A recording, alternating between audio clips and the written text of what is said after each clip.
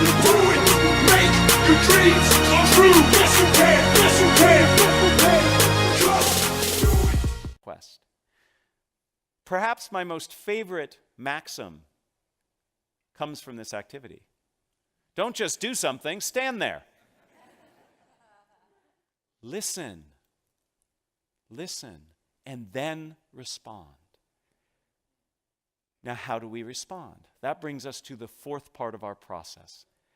And that is, we have to tell a story. We respond in a way that has a structure. All stories have structure. We have to respond in a structured way. The key to successful spontaneous speaking, and by the way, planned speaking, is having a structure. I would like to introduce you to two of the most prevalent and popular and useful structures you can use to communicate a message in a spontaneous situation. But before we get there, we have to talk about the value of structure. It increases what is called processing fluency, the effectiveness of which or through which we process information.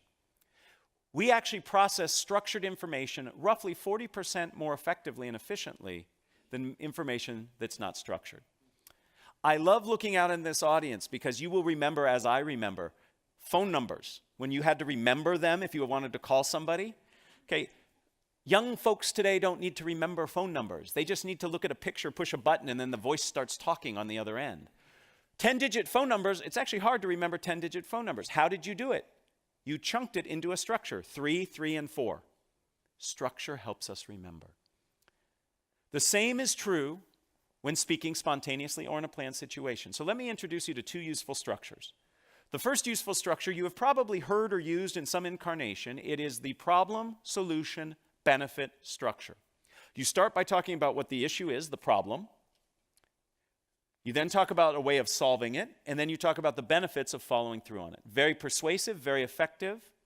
Helps you as the speaker remember it, helps your audience know where you're going with it.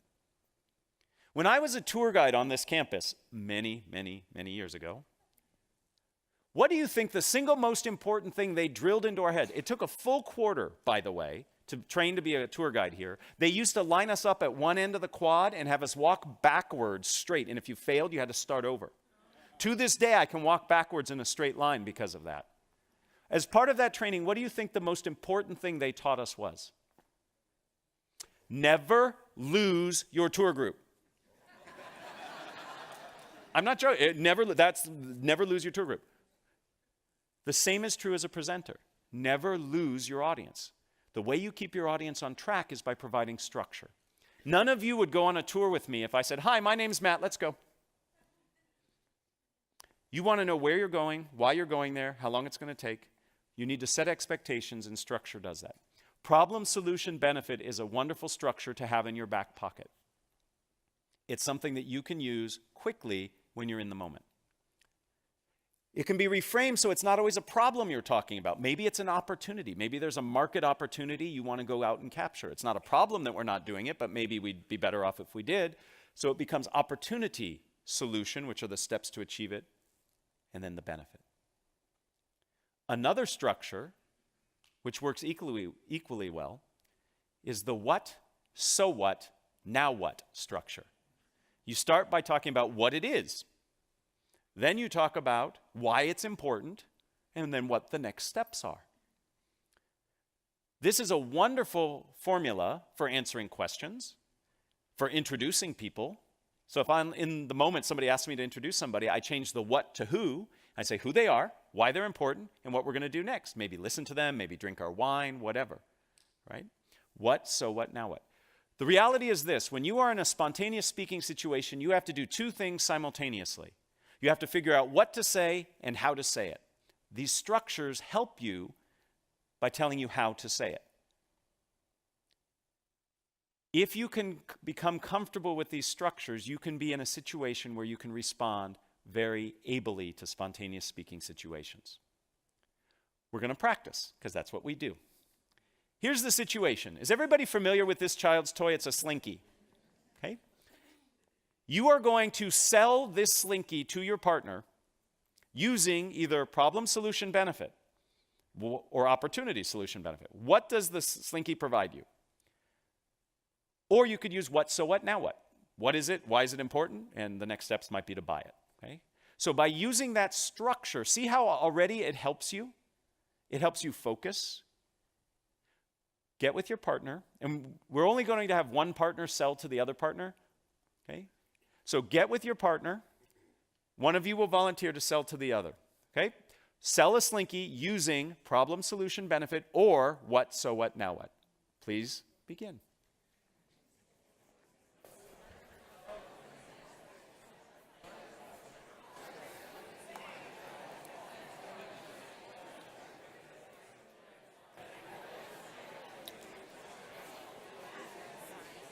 Yeah. So we have the handouts, but I'm also going to be doing the microphone? mic.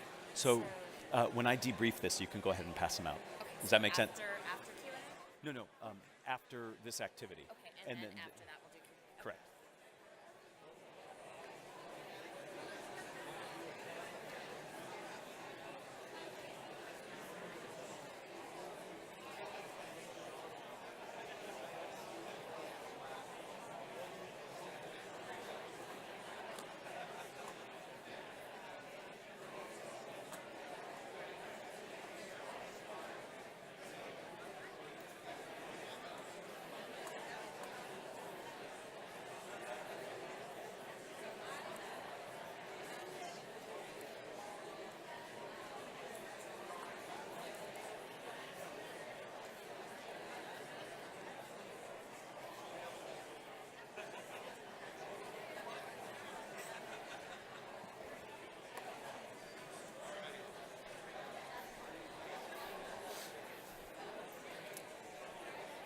$30 more seconds, please.